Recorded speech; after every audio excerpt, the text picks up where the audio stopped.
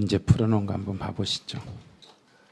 이제 1번은 양도로 보는가 안 보는가 이게 연습하는 건데 이 연습만 하시면 양도로 보는가 안 하는가 양도로 해석하는 것 요거 한 문제를 맞출 수 있을 거예요. 이 정도면 이제 첫 번째 1번부터 가보죠. 사업용 기계장치의 양도 그랬네요. 기계장치 같은 경우는 양도 대상에 포함되어 있지 않아요. 기계는 열거 대상이 아니기 때문에 기계는 양도 대상이 아니다. 그리고 이제 첫 번째는 양도가 아니다. X가 돼요. 그다음에 광어권, 어업권에 광어권이나 어업권을 양도했을 때는 양도 대상은 아니에요. 요거는 취득세에서는 대상이 되지만 양도 대상에서는 제외가 되네요. 그다음에 골프 회원권의 양도. 골프 회원권은 취득세도 대상이 되고 양도 소득세 대상도 돼요. 그래서 골프 회원권은 양도 대상이라고 보셔야 돼요. 지상권이나 전세권, 등기된 부동산 임차권 이것도 양도 대상이 돼요. 영어권 단독. 영어권이 단독으로 넘어갔네요. 단독으로 넘어갔을 때는 기타 소득이에요. 그래서 영어권이 단독으로 갔을 때는 기타 소득. 만약에 영어권이 사업용 고정자산과 함께 움직이면 그때는 양도 대상.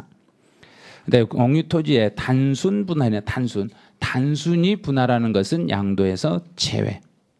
그다음 이제 사업적 앞에 사업적이라는데 여기 강조를 하셔야 돼요. 사업적. 사업성이 있는 상태에서는 양도 대상이 아니라 종합소득, 사업소득의 대상이 돼요. 그래서 둘 다 X가 되는 거예요. 여기는요.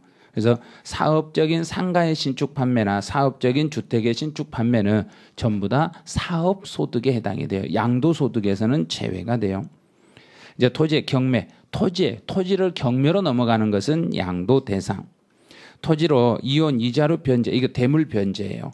토지로 이혼 이자료 변제, 그러면 대물 변제이기 때문에 양도 대상. 부담부 증여에 의한 채무 인수액 그랬네요. 부담부 증여를 통한 채무 인수액이다. 그럼 채무를 인수한 건 양도, 채무 인수 이외는 증여. 그래서 채무 인수액 했으니까 양도 대상. 환지 처분으로 지목과 지번이 변경됐네요. 그리고 땅의 이름과 번지수만 단순히 바뀌었으니까 양도에서 제외. 배우자 또는 직계 존비속간 이전이네요. 그럼 이 지문은 배우자나 직계 존비속간 이전 아무런 말이 없으며 증여로 추정을 해요. 증여로 추정이 되는 거예요. 양도가 아니에요. 증여로 추정이 되고 만약에 대가관계가 입증이 됐다. 입증이 되면 그때 가서 양도가 돼요. 입증이 되면 양도로 보고 입증이 안 됐을 때는 증여로 해석이 되네요. 매매원이 무효소로 인한 소유권의 환원이다. 매매원이 무효소, 소송에 의해서 소유권이 움직였을 때는 양도가 아니다. 이건 양도 아니에요. 그다음에 법원의 확정 판결에 의하여 명의신탁해지. 명의신탁해지도 법정에서 판결을 받아가지고 소유권이 움직였을 때는 양도가 아닙니다. 그래요. 법정에서 판결을 받아야만 양도가 아니네요. 이 정도만 익혀주시면 양도로 보는가 안 보는가는 한 문제는 그냥 맞춰내죠. 그다음에 이제 양도 시기 및 취득 시기 쪽으로 한번 가보시죠. 여기서는 취득세하고 양도소득세를 서로 이제 비교를 약간 해주셔야 돼요. 이제 취득세에서는 사실상 잔금 지급일이 원칙이고 사실상 잔금 지급일을 확인할 수 없는 경우는 계약서상 잔금 지급일로 가는 경우가 있네요. 그런데 양도소득세에서는 원칙은 사실상 대금 청산일이 원칙인데 대금 청산일이 분명하지 않았을 때는 계약서를 절대 쓸 수 없어요. 계약서를 사용할 수 없고 등기 접수일로 바로 가겠습니다. 그래요. 또 등기 등록을 먼저 했다. 대금 청산하기 전에 등기 등록을 먼저 했을 때는 그때는 등기 접수일이 돼요. 그다음 이제 장기 할부 조건 또는 연부 취득이네요. 그러면 취득세에서는 연부 취득이라고 하고 양도소득세에서는 장기 할부 조건이라고 그래요.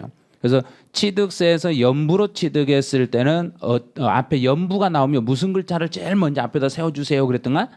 사실상을 제일 먼저 세워야 돼요. 그래서 사실상 연부금 지급일 이렇게 잡으셔야 돼요. 그래서 사실상 연부금을 지급할 때마다 그때마다 독립된 취득으로 보겠습니다. 그래요. 이제 상속은 취득세든 양도소득세든 상속은 둘 둘 다 상속 개실이 되는 거예요. 그래서 취득세도 상속 개실, 양도소득세도 상속 개실, 양쪽 다 상속 개실이에요. 그다음에 증여는 취득세에서는 증여 계약일이지만 양도소득세에서는 계약세를 절대로 쓰면 안 됩니다. 그랬어요. 계약세를 쓸 수가 없기 때문에 양도소득세에서는 무슨 날로 가라 그랬던가? 증여를 받은 날, 실제 증여를 받은 날 개념으로 가시면 돼요. 그래서 양도소득세에서 증여는 증여를 받은 날입니다. 그래요. 그다음 취득세 이제 자가건설 건축물이네요. 취득세에서는 둘 중에 빠른 날이에요. 사용 승인서를 내주는 날과 사실상 사용일 중에서 그 중에 빠른 날로 가지만 양도소득세에서는 실제 가서 검사를 해봐야 되기 때문에 사용 검사 필증 교부일로 가요. 그래서 사용 검사 필증 교부일입니다. 그래요. 이제 이렇게 해서 이 정도까지 익혀주시면 돼요. 여기까지만.